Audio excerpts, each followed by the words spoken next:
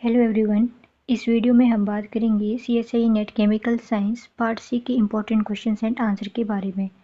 ठीक है, तो ये हमने जो क्वेश्चन चूज़ किए हैं यहाँ पर वो ऑर्गेनिक रिएक्शन मैकेनिज्म टाइप आपके पास रहेंगे, जिसमें कि आप यहाँ पे देखिए कि नेम रिएक्शन होगी, रीअरेंजमेंट या फिर रिएजेंट से रिलेटेड क्वेश्चन आपके इस टॉपिक में रहते हैं ORM में।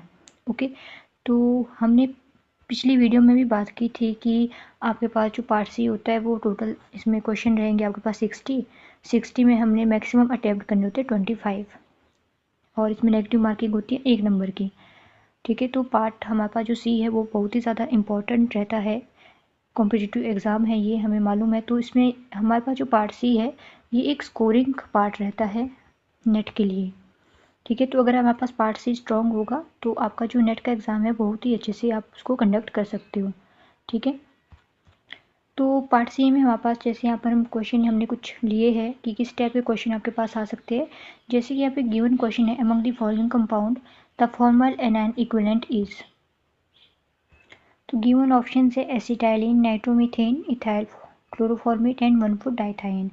तो जब हम इस क्वेश्चन की हम इस फॉर्मल एनाइन की मैकेनिज्म करते हैं, ठीक है, तो हमारे पास हमें मालूम होता है कि जो नाइट्रोमीथेन है इन चार ऑप्शन में से वो फॉर्मल एनाइन का इक्विवेलेंट रहता है। ठीक है, उसी प्रकार से आप देखिए यहाँ पे क्वेश्चन नंबर 2 यहाँ पर दिया गया है, the most appropriate reagent suitable for the conversion of 2 octyne into trans 2 octyne is. तो कन्वर्जन हमने किसकी करनी है, 2 ऑक्टाइन की करनी है, किसमें, ट्रांस 2 ऑक्टीन में। ठीक है, तो ये पार्शियल रिडक्शन का एक एग्जांपल है and is possible by using lithium metal in liquid ammonia. तो किसके द्वारा हम इसको कर पाएंगे, लिथियम आपके पास जो है लिक्विड अमोनिया में, उसके थ्रू हम इसको कैरी आउट कर सकते हैं। जैसे कि हम अगर इसका पूरा प्रॉपर एक्सप्लेनेशन देखें तो हमने लेना है 2 ऑक्टाइन। ठीक है, तो 2 ऑक्टाइन की इस तरीके से स्ट्रक्चर होती है, ये हो गया आपके पास 2 ऑक्टाइन। अब हमने इसमें लेना है क्या, लिथियम लिक्विड अमोनिया हम यहाँ पर ऐड करते हैं, Li लिक्विड NH3। ठीक है, या फिर हम इसमें THF भी ले सकते हैं और इसमें जो टेम्परेचर रहेगा आपके पास वो रहेगा -40 डिग्री सेंटीग्रेड का। ये तो हमने पहला रिएजेंट यहाँ पर यूज़ कर दिया। अब अगर हम सेकंड रिएजेंट की बात करें, सेकंड नंबर पे हम इसमें H3O पॉजिटिव का एडिशन भी करेंगे। ठीक है, तो ये कुछ इस तरीके से है 2 ऑक्टाइन का स्ट्रक्चर। तो हमने इसमें ये रिएजेंट यूज़ कर दिया, लिथियम लिक्विड अमोनिया, सॉरी, तो ये हमने इसमें यूज़ किया, तो हमारे पास बनेगा ट्रांस 2 ऑक्टीन। तो कुछ इस तरीके से आपके पास था 2 ऑक्टाइन, राइट, हमने इसमें रिएजेंट यूज़ किया ये वाला और आपके पास बन गया इस तरीके का होल डायग्राम। तो ये क्या है, ये है आपके पास ट्रांस 2 ऑक्टीन, राइट, जो हमने बनाना था। और ये आपके पास क्या है, ये है 2 ऑक्टाइन। 2 ऑक्टाइन से हमने ट्रांस 2 ऑक्टीन में इसका कन्वर्जन कर दिया with the help of lithium liquid ammonia. Given option में से आपके पास ऑप्शन नंबर 3 एप्रोप्रिएट है। ओके, नेक्स्ट क्वेश्चन है, the reaction that involve the formation of both carbon carbon and carbon oxygen bond is. तो given option में से हमने बताना है कि ऐसा कौन सा रिएक्शन है जो carbon carbon and carbon oxygen दोनों की फॉर्मेशन को इन्वॉल्व करा है अपने रिएक्शन में। ओके, तो इसको करने के लिए हम सबसे पहले एक एग्जांपल लेते हैं, हमने एक एग्जांपल लेना है। हम यहाँ पर लेंगे इस टाइप का एक कंपाउंड, ठीक है, इसमें हम कर देंगे ऐड,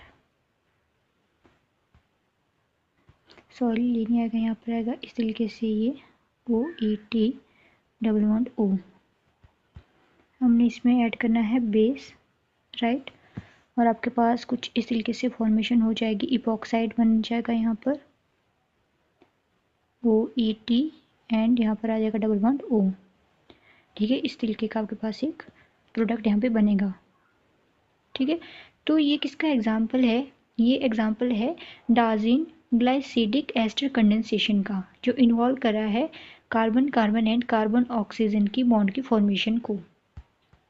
ठीक है, तो बेसिकली जो डाज़िन ग्लाइसिडिक एस्टर की कंडेंसेशन होती है उसमें हम फॉर्मेशन करते हैं alpha beta epoxy carboxylic ester की, takes place from the aldehydes और ketone and alpha halo ester के थ्रू। ओके, तो ये क्वेश्चन हमने कुछ इस तरीके से सॉल्व करना है।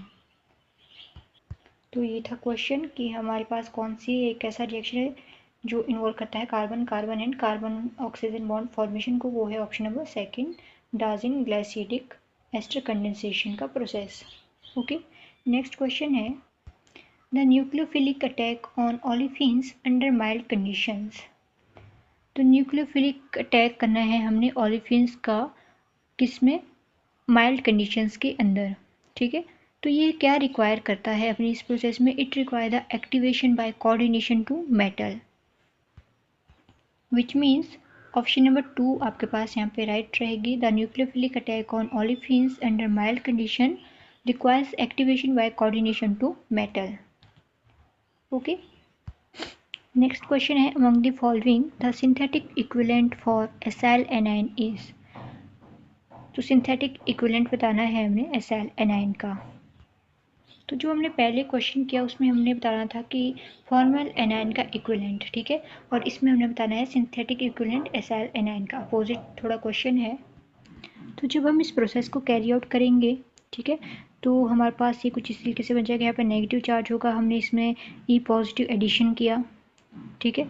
तो अगर हम इसमें ई पॉजिटिव एडिशन करेंगे तो आपके पास कुछ इस तरीके का कंपाउंड बनने के फॉर्म होगा, जो कि पॉसिबल नहीं है, ठीक है, पॉसिबल नहीं है, विच मीन्स आपके पास हम इसको कैंसिल करने के बजाय हम इस ई को हटा देंगे और हम इसमें एफ का प्रोसेस यूज़ करेंगे। एफ का जब हम इसमें प्रोसेस यूज़ करेंगे तो आपके पास क्या बन जाएगा, यहाँ पर नाइट्रो इथेन। ये क्या है, नाइट्रो इथेन की फॉर्मेशन हुई, और उसके बाद हमने इसमें बेस यूज़ किया, तो बेस हम यूज़ करेंगे इसमें NaOET, ठीक है।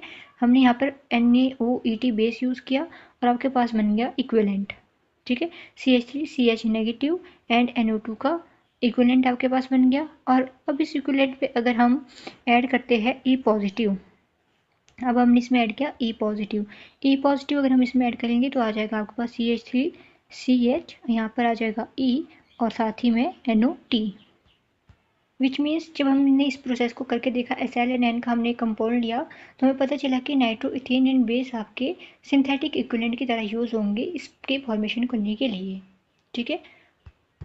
उसी तरह नेक्स्ट क्वेश्चन पूछा गया है if the pKa value of the para methoxybenzoic acid is 4.46 and that of the benzoic acid is 4.19, the sigma para for methoxy group is। तो हमारे पास यहाँ पे क्वेश्चन में पूछा गया है पीके वैल्यू किसकी, पैरामिथॉक्सी बेंजोइक एसिड की हमने बता दी कि 4.46 है, ठीक है, और बेंजोइक एसिड की यहाँ पर पीके वैल्यू कितनी दी गई, 4.19 है। तो हमने बताना है sigma para for methoxy group, तो सिग्मा पैरा आपके मिथॉक्सी ग्रुप के लिए क्या रहेगा, ठीक है। तो ये कुछ इस तरीके से लिखा जाता है सिग्मा पैरा, राइट। तो हमने ये इसमें आइडेंटिफाई करना है। तो गिवन ऑप्शंस है, ठीक है, तो सिग्मा पैरा इसमें कितना रहेगा वो हमने बताना है, किसके रिस्पेक्ट में बता रहे हैं हम, मिथॉक्सी ग्रुप का हमने सिग्मा पैरा बताना है, राइट। तो हम इसमें क्या करेंगे, हम जब कैलकुलेट करेंगे सिग्मा पैरा को तो हम सबसे पहले करेंगे pKa जो आपके पास यहाँ पर दिया गया था C6H5COOH, ठीक है, C6H5COOH ये हो गया। और हमने इसमें से माइनस करना है जो आपके पास pKa वैल्यू दी गई है पैरा OMe C6H4COOH का, ठीक है, इसमें हमने इसको माइनस करना है, विच मीन्स हमने क्या करना है, इसमें से पहले तो हमने बेंजोइक एसिड यहाँ पे लिख दिया, ठीक है, बेंजोइक एसिड की हमने पीके वैल्यू लेनी है जो कि आपके पास 4.19 मीन्स 4.19 आपके पास ये है। और सेकंड में हमने लेनी है, इसको माइनस करना है pK value of para OMe C6H4COOH जो कि है आपके पास पैरा मिथॉक्सी बेंजोइक एसिड, और इसकी वैल्यू कितनी है आपके पास दी हुई 4.46, ओके, विच मीन्स हमने क्या किया 4.19 माइनस 4.46 करना है डायरेक्टली, और आपके पास ये आ जाएगा -0.27, ऑप्शन नंबर थर्ड। और यहाँ पे माइनस का चार्ज क्यों आया, क्योंकि हमने जब भी साइन लगाना होता है तो हम देखते हैं कि बड़ी संख्या कौन सी है, ठीक है। तो हमने क्या किया है, छोटी संख्या से बड़ी संख्या को माइनस किया है, तो चार्ज किसका रहेगा, ऑब्वियसली नेगेटिव का चार्ज ही आपके पास रहता है, राइट। नेक्स्ट क्वेश्चन है among the following N example of a green synthesis is. तो हमारे पास जो गिवन ऑप्शन है इसमें से हमने बताना है कि कौन सा एग्जाम्पल ग्रीन सिंथेसिस का रहता है। तो वो रहेगा आपके पास Alder reaction, Diels Alder reaction of furan and maleic acid in water is an example of green synthesis, which means option number 3 आपके पास यहाँ पे करेक्ट स्टेटमेंट है फॉर दिस क्वेश्चन। तो ये कुछ सिंपल से क्वेश्चंस थे, ठीक है, ऑर्गेनिक रिएक्शन मैकेनिज्म में, या फिर हम इसको कह सकते हैं कि रिएजेंट टाइप क्वेश्चंस हो गए, नेम रिएक्शंस, राइट। तो ज़्यादातर इस टाइप के क्वेश्चन आपके वैसे तो पार्ट बी में आते हैं नेट के एग्ज़ाम में, जो कि आपके पास 2 नंबर के लिए रहेंगे, ठीक है। 4 नंबर के लिए तो आपके पास ऑर्गेनिक रिएजेंट से ही आते, जैसे कि आपके पास एक बेंजीन दे दी, ठीक है, इस तरीके से दे दिया, इसमें हमें बताना है कि बेस कौन सा है, प्रोडक्ट बना के दे दिया इस तरीके का कोई भी, ठीक है। इस टाइप के क्वेश्चन आपके पास 4 नंबर के लिए आते हैं। और पार्ट बी में आप देखिए तो ऐसे सिंपल टाइप के क्वेश्चन आते हैं जो बेसिकली मतलब ईजी होते हैं, मॉडरेट टाइप होते हैं, वैसे क्वेश्चन आपको पार्ट बी में आते हैं। जैसे ये क्वेश्चन हो गया, इसकी प्रोबेबिलिटी ज़्यादा है कि पार्ट बी में आपके पास क्वेश्चन आए, हो सकता है पार्ट सी में भी आ जाए। तो एग्जामिनर पे डिपेंड करता है कि उसने आपको किस तरीके का पेपर सेट करके दिया है। ओके, तो नेक्स्ट लेक्चर में हम पार्ट सी पे ज़्यादा फोकस करेंगे, मीन्स जो आपके पास 4 मार्क्स के क्वेश्चन आपके पास रहते हैं पार्ट सी में, जो इंपॉर्टेंट भी होते हैं, मीन्स जिसमें हमने रिएजेंट से प्रोडक्ट बनाना होता है, उस टाइप के क्वेश्चन पे फोकस करेंगे हम, ठीक है। तो आज के लिए बस इतना ही। Thanks for watching.